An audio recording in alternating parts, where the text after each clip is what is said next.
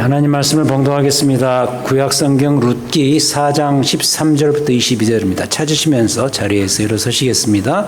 구약성경 407면 되겠습니다. 룻기 4장 13절부터 22절 교독하시겠습니다. 이에 보아스가 룻을 맞이하여 아내로 삼고 그에게 들어갔더니 여호와께서 그에게 임신하게 하심으로 그가 아들을 낳은지라. 여인들이 나오미에게 이르되 찬송할지로다 여호와께서 오늘 내게 기업 물을 자가 없게 하지 아니하셨도다. 이 아이의 이름이 이스라엘 중에 유명하게 되기를 원하노라. 이는 내 생명의 회복자이며 내 노년의 봉양자라. 곧 너를 사랑하며 7 아들보다 귀한 내 며느리가 낳은 자로다 하니라. 나오미가 아기를 받아 품에 품고 그의 양자가 되니 그의 이웃 여인들이 그에게 이름을 지어주되 나오미에게 아들이 태어났다 하여 그의 이름을 오벳이라 하였는데 그는 다윗의 아버지인 이새의 아버지였더라. 베레스의 계보는 이러하니라. 베레스는 헤스론을 낳았고 헤스론은 람을 낳았고 람은 암미나답을 낳았고 암미나답은 나손을 낳았고 나손은 살몬을 낳았고 살몬은 보아스를 낳았고 보아스는 오벳을 낳았고 오벳은 이새를 낳고 이새는 다윗을 낳았더라. 아멘. 자, 앉으시겠습니다. 자, 우리가 지난 2주에 걸쳐서 이스라엘 백성들의 가나안 땅 정착 실패의 역사였죠. 사사시대에 대해서 간단히 살펴보았습니다. 자, 사사시대는 아무튼 이렇습니다. 어둠의 역사였고 절망의 역사였고 기나긴 고통의 역사였습니다. 하지만 무려 21장이나 되는 사사기의 길고 지루했던 내용 바로 뒤에 오늘 우리가 살핀 이 룻기라는 짧지만 4장밖에 되지 않습니다. 짧지만 아프 기나긴 사사기와는 정반대의 분위기를 연출하는 책이 한 권 등장합니다. 이 어둠 대신에 빛이고 절망 대신에 희망이고 고통 대신에 기쁨의 이야기를 다루는 책 바로 룻기입니다. 자, 그럼 이 룻기가 왜 성경 이 지점에서 특별히 구약 성경 이 지점에서 이 한 코너를 장식하게 되었을까? 이게 중요한 질문입니다. 이 룻기 이야기는 그 사사 기드온 시절로 추정이 됩니다. 학자들의 판단이죠. 기드온 시대로 추정되는 사사 시대의 그 기나긴 기간의 한 지점에서 이스라엘의 한 촌락에서 일어났던 사건을 다루거든요. 그러니까 앞 사사기에서는 아까 말씀드린 것처럼 무려 350년이 넘는 긴 기간에 일어난 그 기간에 이스라엘의 역사를 총망라했다고 볼 수 있지만 여기 룻기에서는 그것의 100분의 1에도 지나지 않는 아주 짧은 기간을 다룹니다. 앞 사사기에서는 스토리가 어떤 것들이었죠? 혁혁한 그 전사들의 전쟁 공로를 다루지만 거기 보면 여러 그 전쟁의 이야기가 나오고 전쟁에서 용사로서 등장해서 그 침략자들을 이기는 그런 전쟁 공로의 스토리를 다루지만 이 룻기에서는 매우 평범한 서민들의 이야기를 다룹니다. 그리고 사사기 앞에서는 민족 차원의 굉장히 부정적인 역사를 다루거든요. 그러나 여기서는 긍정적이고 사적인 이야기, 하나의 스토리를 제공하십니다.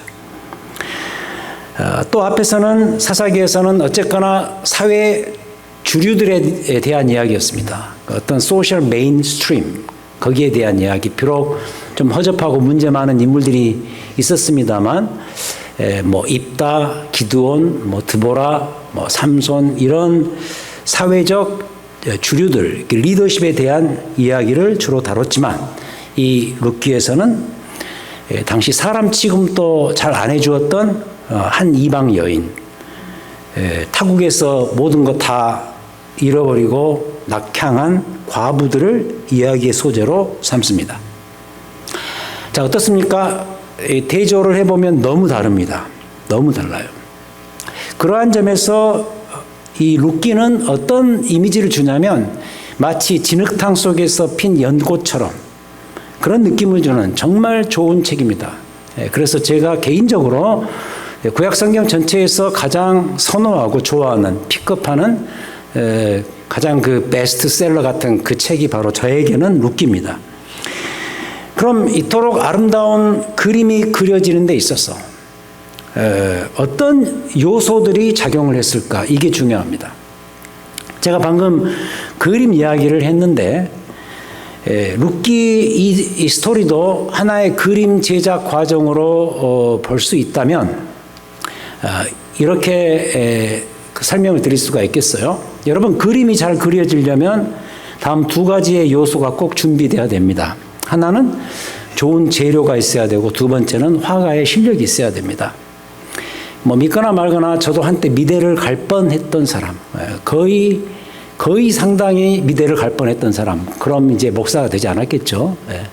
미대를 갈 뻔한 사람이었어요. 그래서 어렸을 때부터 그림 그리기를 좋아했고, 하여튼 종이만 보였다 그러면 연필로 그림을 그리기 시작했고, 주로 그렸던 그림이 기차, 뭐 자동차, 그리고 인물을 그리면은 꼭 그때 누구를 그렸냐면 여러분 그 과거에 유명한 배우 있죠, 서부의 이 서양의 알랑드롱 얼굴을 그리기 시작했는데, 알랑드롱 특히 머리가 너무 멋져요. 이렇게 고대를 탁 해서 이렇게 그거 머리카락부터 멋있게 그렸는데, 그 말은 뭐냐면 그런 머리카락 갖고 한번 살았으면 좋겠다 했는데 하나님이 전혀 그 소원을 들어주시지 않고 다 홀라당 다 가져가셨습니다. 아무튼 어렸을 때 너무 그림 그리기를 좋아해서 그 중고등학교 때는 아예 그냥 그 미대를 가려고 또 미술 선생님이 코치까지 해주고 그러다 이제 일이 그렇게 안 됐는데, 아무튼 다시 돌아가서 그냥 그 연필로 또는 뭐 크레파스로 그림 그릴 때 다룬 게 뭐냐면, 이 물감으로 그림을 그리기 시작하는 중학교 때부터 보니까 일단 첫 번째는 그림이 좋으려면은 재료가 좋아야 돼요. 물감이 좋아야 되고, 그 다음에 특히 도화지가 좋아야 되고, 제일 중요한 것은 붓입니다. 붓이 좋아야 되고, 재료가 좋아야 되고, 두 번째는 그럼에도 불구하고 역시 제일 중요한 것은 화가의 실력이죠. 아무리 재료가 좋아도 화가인 제가 실력이 따라오지 못하면 그 그림은 엉망이 됩니다. 아무튼 그림에는 이 두 가지가 조건이 필수적으로 충족이 돼야 되는데, 이 룻기라는 그림에도 이 두 가지가 동원된다는 거죠. 첫 번째는 재료고 두 번째는 그 화가의 실력입니다. 그 첫 번째 재료는 뭐냐면 고엘입니다. 고엘. 하나님의 구속이라는 단어고, 실력은 하나님의 헤세드, 인애라는 단어입니다. 그럼 이 두 개가 어떻게 동원되어서 이 멋지고 아름다운 룻기라는 그림이 완성되었는지 이제부터 살펴보는 거죠. 자, 첫 번째, 그림의 재료입니다. 룻기 그림의 재료인 고엘. 자, 따라서 해보겠습니다. 고엘. 굉장히 중요한 단어입니다. 이 룻기만이 아니라 성경 전체에서 상당히 중요한 단어인데, 고엘. 번역하면 한국말로 구속입니다. 구속. 영어로는 redemption입니다. 자, 룻기의 주인공은 누구냐? 글자 그대로 모압 출신 이방 여인 룻입니다. 자, 이야기는 어떻게 출발되는가? 이 여인이 유대 땅 베들레헴 땅에서 뭐 기근이 들고 그래서 살기가 힘들어져서 자기가 살고 있는 모압 이방 땅으로 이민을 온 한 유대인의 가정. 우리로 표현하면은 예를 들어서 이 미국 이 세크라멘토 땅에 이민을 왔는데 한국에서 먹고 살기 힘들어져서 한 가정이 이민을 왔단 말이죠. 그런 식을 연상하시면 됩니다. 그 베들레헴 땅에서 이민 온 그 유대인 가정에 이 모압 여인 룻이 며느리가 됩니다. 여기서부터 이야기가 출발되죠. 이게 어떻게 보면 국제 결혼인 것이죠. 그 이후에 아주 못된 일이 하나 벌어지는데, 자기 시어머니 나오미죠. 나오미와 손윗 동서인 오르바 함께 이 세 사람이 동시에 갑자기 과부가 되어버린 겁니다. 그러니까 한 가정에 남자가 셋이 다 죽는 거예요. 시아버지 돌아가시고, 그 다음 그 손이 동서의 남편, 그러니까 시 아주버니가 돌아가시고, 그 다음에 자기 남편도 죽어버리고, 갑자기 세 사람이 과부가 되어버렸단 말이죠. 자식도 없는 상태에서. 이건요, 지금도 그렇지만 그 당시 과부가 이런 식으로 된다는 것은 사회적으로 완전히 저 밑바닥으로 떨어지는 일과 같았거든요.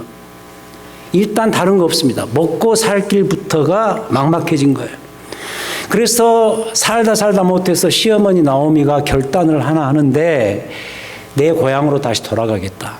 유대 땅 베들레헴 땅으로 내가 다시 역이민을 가야 되겠다라고 결정을 하죠. 그러면서 이 시어머니 나오미가 이 두 며느리들에게 한사코 이 말리거든요. 너희들만큼은 여기서 살아라. 그냥 나 혼자 역이민 가겠다.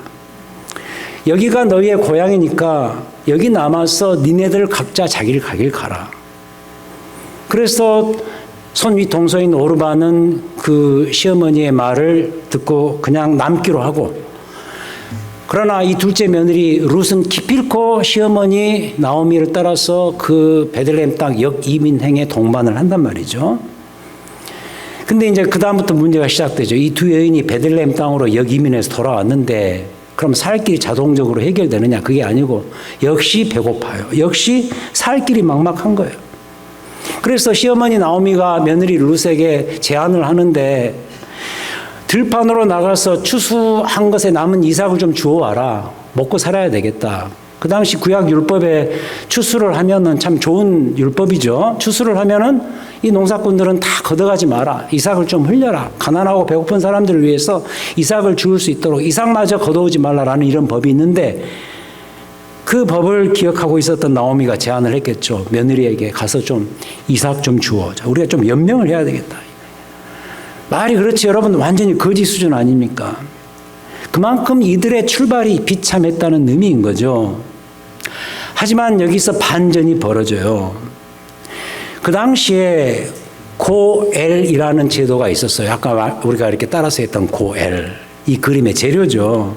이게 뭐냐면 아주 간단히 말하면 이런 겁니다. 가까운 친족, 가장 가까운 친족이 어려워진 친척을 먹여 살리는 시스템입니다. 한글 성경은 이것을 구속, redeem, 영어로는 redeem 이렇게 번역을 합니다.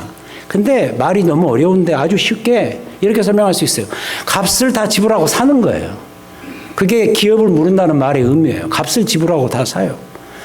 그러니까 가까운 친족 누군가가 나서서 이 어려워진 나오미 일가를 건져주고 구해줘야 돼요. 그때 필요한 게 뭐냐? 돈이에요. 한마디로 말해서 돈이란 말이죠. 그럼 누군가가 나오미 일가를 구해줘야 되는데 그 누군가가 누구냐라는 거죠. 룻기에서 그가 누구죠? 여러분 아시는 보아스라는 그 동네 유지이자 나오미 일가의 친척 중에 한 사람입니다. 가장 가까운 친족은 아니었어요. 그 다음 정도 되는. 이 보아스가 이 가정을 회복시키는 이 고해를 실천한 그런 인물이죠. 그래서 이 룻기는 룻의 이야기죠, 사실. 제목이 룻기니까. 그런데 사실은 알고 보면 보아스의 이야기입니다. 그럼 다시 그림으로 돌아가서 이 아름다운 그림의 재료인 고엘, 이 고엘에 대한 이야기. 보아스가 들판에서 이삭을 줍기 위해서 나온 룻을 자신의 아내로 맞이하는 사건이 이어서 벌어지거든요.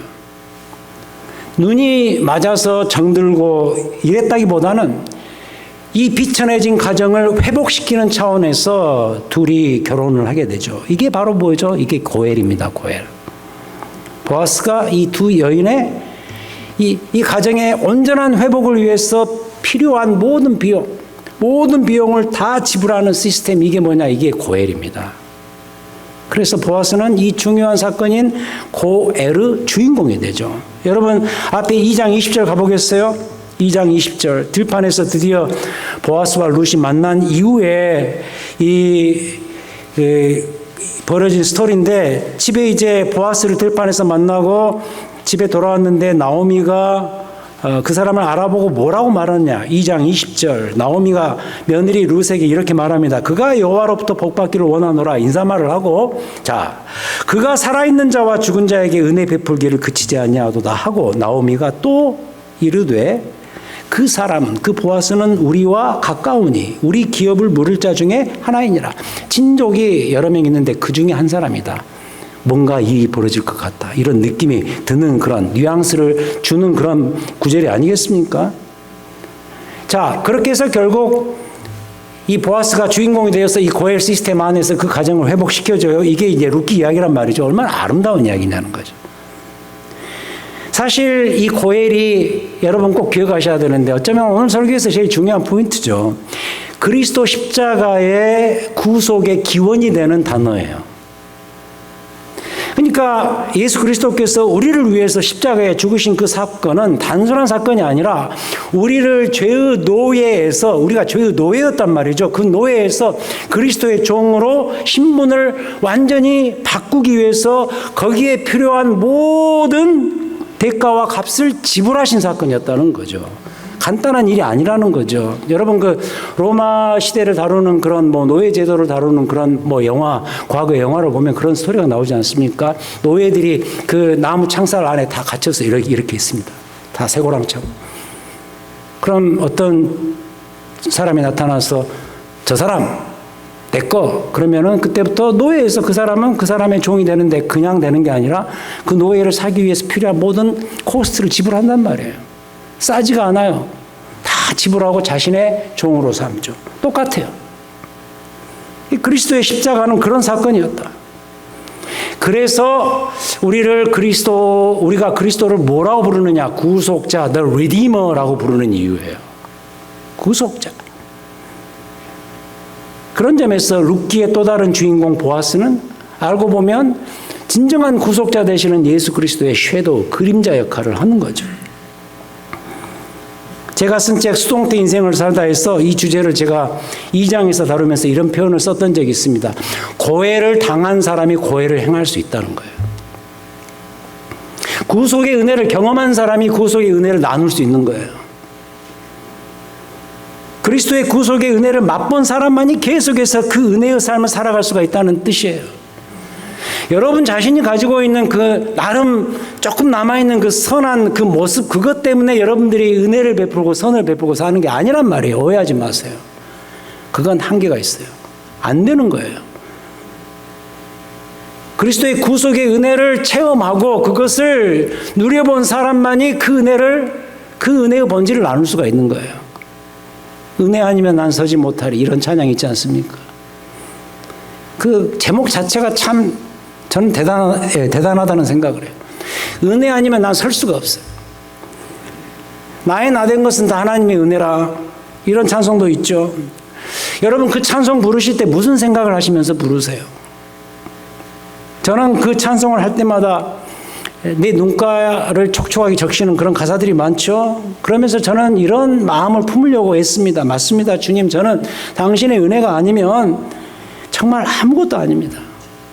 정말 아무것도 아니에요. 주의 은혜가 아니면 내 가정, 우리 교회 한순간도 제대로 설 수가 없어요. 주의 은혜의 그 케미컬, 그 효소가 내 삶에 그래서 반드시 작용을 해야만 돼요. 그래야만 제가 살아요. 그거 없으면 전 살 수가 없어요. 은혜로 그래서 계속 살겠습니다. 주의 은혜가, 그 은혜의 효소가 내 영혼과 내 삶과 내 감정과 내 모든 것에 실제로 operate, 작동해서 저도 이 고엘 은혜의 주인공이 되고 저도 이 고엘의 주인공으로서 살아가겠습니다. 이런 마음이 드는 거죠. 먼저 이 첫 번째 포인트에서 여러분들에게 부탁드리고 싶은 건 이거예요. 이 고엘, 십자가 고엘의 은혜를 좀 당하십시오. 수동적으로 당하셔야 돼요. 십자가의 구속의 은혜가 여러분의 의식과 여러분의 생각과 여러분의 마음과 여러분의 삶을 온통 다 점령하고 지배를 해야 돼요. 여러분 자신이 그 은혜를 먼저 맛보아야 돼요. 그래야 그 은혜를 나눌 수 있는 사람이 되는 거예요. 그래서 이 고엘이라는 이 룻기의 재료가 얼마나 중요합니까? 우리의 삶 속에 굉장히 중요한 개념입니다. 그 다음 두 번째로 실력입니다. 룻기 그림의 두 번째 요새, 헤세드입니다. 헤세드. 자, 한번 따라서 해볼까요? 헤세드. 예, 잊지 마십시오. 이건 어쩌면 고열보다 더 중요한 단어입니다. 헤세드는 이 그림의 작가, 하나님의 그림 실력, 이것과 관련이 돼요. 제가 헤세드라는 말을 그대로 사용한 이유가 있어요. 이 단어 번역이 쉽지가 않아요. 룻기에서는 인애로 주로 번역이 되어 있지만 성경 다른 곳에서는 이 헤세드라는 히브리어 단어를 하나님의 그 사랑 또는 하나님의 친절하심 이렇게 번역을 많이 하죠. 영어로는 좋은 표현이 있습니다. loving kindness. 하나님의 사랑의 친절하심. 어쩌면 하나님의 호의, favor, 그죠? favor. 하나님의 generosity, 관용 이런 걸 의미하는 단어가 뭐예요? 그 모든 것을 집약하는 단어가 바로 이 헤세드인데, 그럼 보세요. 결국 보세요. 이 나오미 일가의 이런 회복, 이것은 이 가정을 향한 하나님의 호의, 하나님의 친절하심, 하나님의 사랑, 하나님의 인애에서 비롯된 사건이었다는 뜻입니다. 출발이 그거예요. 하나님의 그 넘치는 사랑의 마음이 보아스라는 출중한 고엘의 한 신앙의 인물을 통과해서 이 나오미 일가에 그대로 반영되고 실현되었던 이 스토리, 이게 뭐죠? 룻기라는 거예요. 결국 알고 보면 이 룻기의 주인공이 처음에는 룻이었다가 지금 두 번째는 제가 보아스라 그랬지만, 알고 보면 이 룻기의 결국 주인공은 누구냐면 하나님 자신이시고 그분의 헤세드의 마음이 주인공이에요. 그래서 이 모든 아름다운 결과들이 나온 거예요. 하나님의 그 인애의 사랑의 이 loving kindness, 이 헤세드의 마음에서 비롯되었다는 거죠. 여러분 2장 12절 보시겠어요? 2장 12절. 보아스가 룻을 처음 만나고 이런 인사말을 합니다. 너무 아름다운 구절이죠. 2장 12절. 여호와께서 내가 행한 일에 보답하시기를 원하며, 이 구절에서는 이런 느낌이 듭니다. 내가 다 안다. 내가 다 들었다. 룻 당신 가정에 일어났던 그 스토리 다 알고 있다.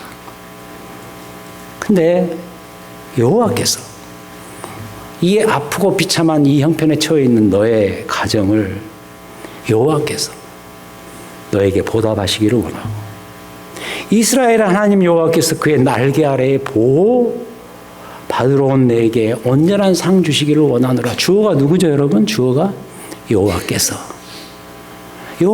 베푸시기를 원하노라. 예수 그리스도의 십자가의 구속에서 완전히 이게 다 드러나죠. 여러분, 왜 십자가예요? 왜 십자가여야 돼요? 왜 예수께서 십자가에서 매달리셨을까? 어쨌든 그 출발은 이 모든 일의 원인 제공자가 되시는 성부 하나님의 그 사랑의 마음에서 왔다는 거예요. 제가 축도할 때 그러죠. 마지막 설교하고 예배 다 마치고 나서 축도할 때 우리 주 예수 그리스도의 그 크신 은혜와 하나님 아버지의 독생자를 보내신 그 하나님의 넘치는 사랑하심과 그렇게 출발하잖아요. 이걸 잊지 않으셨으면 해요. 여러분, 그 유명한 요한복음 3장 16절. 하나님이 세상을 이처럼 사랑하사, 그 이처럼이 뭐죠? 그 이처럼을 설명하죠. 독생자를 주셨으니, 우리에게 독생자를 주셨으니, 이 주셨다는 이 동사가 디돔이라는 헬라어 동사인데 넘겨주다, take over. 우리를 위해서 하나님께서 아들 그리스도를 십자가에 hand over, 넘겨주신 거예요. 자, 쉽게 말하면 이거 써라. 내가 다 내놓을 테니까 써라. 이야기 아니에요. take over, hand over. 독생자를 우리에게 넘겨주셨으니 이는 그를 믿는 자마다 멸망하지 않고 영생을 얻게 하려 하심이라. 이 모든 과정과 동사, 이 동작에서 여러분 뭘 느끼시죠? 하나님의 인애의 마음, 하나님의 이 헤세드의 마음, 하나님의 이 사랑의 마음이 이 모든 일들을 일으킨 거예요. 여러분, 그거 느끼시지 않아요? 만약에 하나님의 이 헤세드의 마음이 없다면 이 세상 어느 것도 아까 표현처럼 제대로 잡힐 수가 없고 설 수가 없다는 거예요. 우리 가정사에서 저는 이걸 느낍니다. 예수 그리스도의 희생의 사랑의 기초에서 그 사랑과 양보의 마음이 없이는 가정사에도 관계에도 해결이 안 되는 것을 제가 지켜봤습니다. 가족 중에 누군가가 이 헤세드의 사랑의 기초에서 희생을 해야만 되더라고. 그 누군가의 희생이 없으면 절대로 해결이 안 됩니다. 법으로요? 법 잘 만들어 놓으면 된다고요? 좋아요, 필요해요. 그러나 법으로 됩니까, 여러분? 정치로 됩니까? 좋은 정치가가 나와서 하면 될 것 같죠? 착각이죠. 절대 안 됩니다. 돈은 더 말할 거 없고 권력은 더 말할 거 없고 그 무엇으로도 안 돼요. 그런 것들로 해결하려고 하면 그 결과는 결국 원점이에요. 그 원점의 모습이 뭐죠? 증오가 남아있고 용서가 불가능한 상황이 자꾸 생기고 그 때문에 여전히 치밀어 오르는 분노가 있고 이런 것들 뿐이에요. 해결이 안 돼요. 오로지 해결은 하나님의 이 헤세드의 마음. 독생자 그리스도를 우리를 위해서 내어주신 그 하나님의 헤세드의 마음이 담겨있는 그리스도의 십자가와 그 십자가의 원칙과 방법뿐인 거예요. 이거 말고는 없습니다. 교회를 놓고 보자고. 우리 교회도 앞으로 이리로 가야 돼요. 이 방향으로 가야 돼요. 은혜 없이는 주의 헤세드의 마음이 없이는 그리고 거기에 기초해서 우러나오는 수많은 이 고엘의 이 보아스 같은 고엘의 인물들이 있지 않고는 우리 교회는 결코 제대로 설 수가 없습니다. 강렬한 비판이 있고 이성적인 안목과 촌철살인의 비판이 있고 율법주의적인 차가운 지적들이 있고 필요하겠죠. 하지만 이런 걸로는 우리 교회는 제대로 설 수 없어요, 여러분. 오로지 주의 은혜와 사랑만이에요. 더 신랄하게 표현할게요. 그 은혜와 사랑에 겨워서 매일 감사와 기쁨의 눈물로 지새는 그런 분들이 많아질수록 이 교회 안에 우리 교회는 제대로 세워질 수가 있는 거예요. 잊지 마시라고요. 하나님의 이 인애의 마음을 품고 사십시오. 예수 그리스도의 십자가의 사랑에 겨워 사는 거예요. 이 표현 좋지 않습니까? 겨워 사는 거예요. 그 은혜의 사랑이 노도처럼 나를 푸시하는 거예요. 그 은혜의 사랑에 복받쳐서 겨워서 사는 거예요. 이게 내 자신과 내 가정과 우리 교회를 살리는 길이라는 거예요. 저는요, 지금의 젊은이들 하는 프로포즈의 세대가 아니에요. 저도 제 아내에게 정식으로 프로포즈를 해본 적이 없었어요. 프로포즈라고 한다면 1984년 따스한 4월 봄날에 천지다방에서 우리 교제를 시작합시다. 이 교제는 그냥 하는 게 아닙니다. 테스트 해보고 하는 거 아닙니다. 결혼을 전제로 하는 그런 교제입니다. 그게 프로포즈였어요. 알고 보니까 6년 동안 교제하다가 그리고 결혼했어요. 뭐 반지 끼워주고 탁 무릎 꿇고 이런 거 있는지도 몰랐어요. 우리는 제 세대 때는 미국 와봤더니 다 그렇게 하더라고요. 아, 이렇게 하는 건가 보구나. 이미 늦었죠, 뭐 그런 점에서는 아내한테 늘 미안한 마음을 갖고 있죠. 뭐 그러나 어떡하겠어요. 이미 해버렸는데, 그죠? 저는 이 이야기를 하는 이유가 뭐냐면 보아스가 룻에게 어떻게 프로포즈를 했을까라는 이 궁금함이 있습니다. 성경은 기록된 것 외에는 다 상상에 맡겨야 되거든요. 또 상상이 또 지나치면 안 돼요. 기록된 내에서만 이해를 해야 되는데 그래도 궁금한 게 있어요. 성경이 정확하게 말하지 않고 있기 때문에 그 상황이 어땠을까는 잘 모르겠어요. 상상에 맡길 수밖에 없어요. 하지만 적어도 분명한 것은 이겁니다. 어쨌든 보아스는 룻에게 프로포즈를 했을 거라는 사실이죠.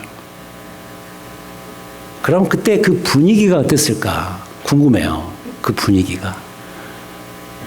저는 다른 건 몰라도 룻만이 아니고 특히 시어머니 나오미 입장에서 너무 기뻤을 것 같아요. 너무 감사했을 것 같아요. 이런 말을 서로 주고받지 않았을까? 눈물을 흘리면서 이제 됐다. 이제 드디어 됐다. 이제 드디어 탈출이다. 우리의 이 거지 수준의 이 열악한 처지에서 이제 드디어 벗어나게 되었다. 얼마나 기쁘고 감사했겠어요. 여러분, 구약성경에 호세아라는 책이 있는 거 아시죠? 남북 분열 왕국 중에서 북이스라엘에 해당되는 그 선지서가 호세아서인데, 호세아 선지자는 북이스라엘의 선지자였습니다. 근데 북이스라엘이 한참 부패해 갈 때, 가장 부패의 극지점에 올랐을 때가 여로보암 2세 때인데 그때 다 나왔어요. 뭐 요나서도 나오고 다 나왔어요.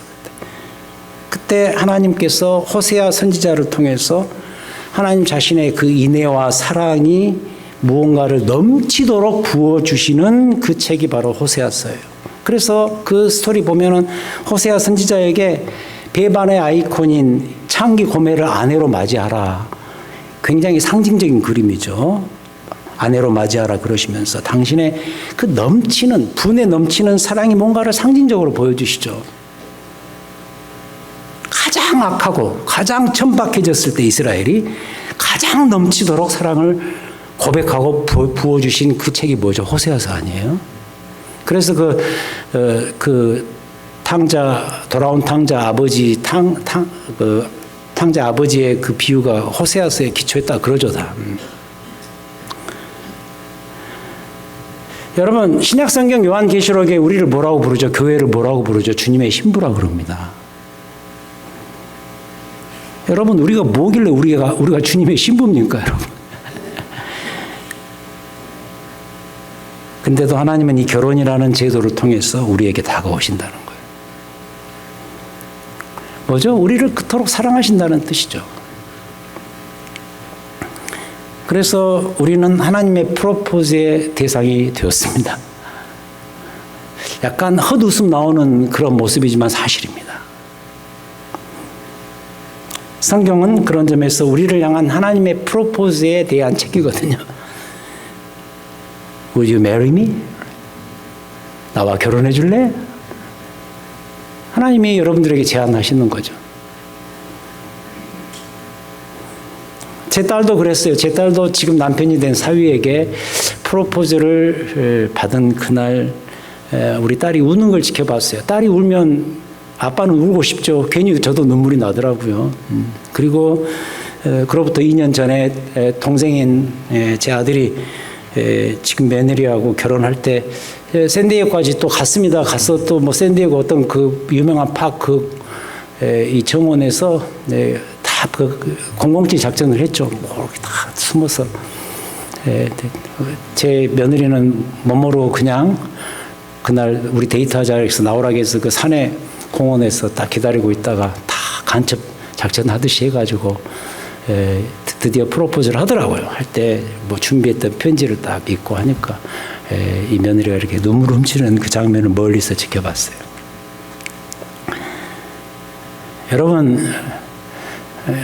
여러분도 울고 싶지 않으세요? 내가 뭐길래 하나님께서 내게 프로포즈를 한단 말이야.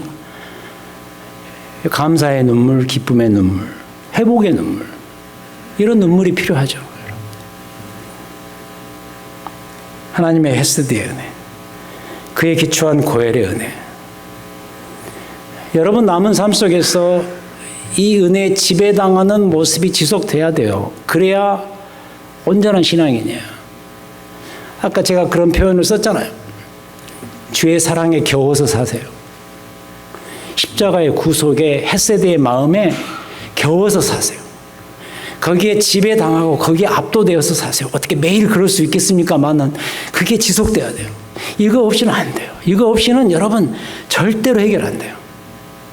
여러분 남은 인생 속에서 독생자를 우리를 위해서 내어주신, 십자가에 내어주신 그 하나님의 헤세드의 그 인의 사랑만 여러분을 살리고 여러분의 가정을 살리고 여러분의 미래를 살린다는 거죠.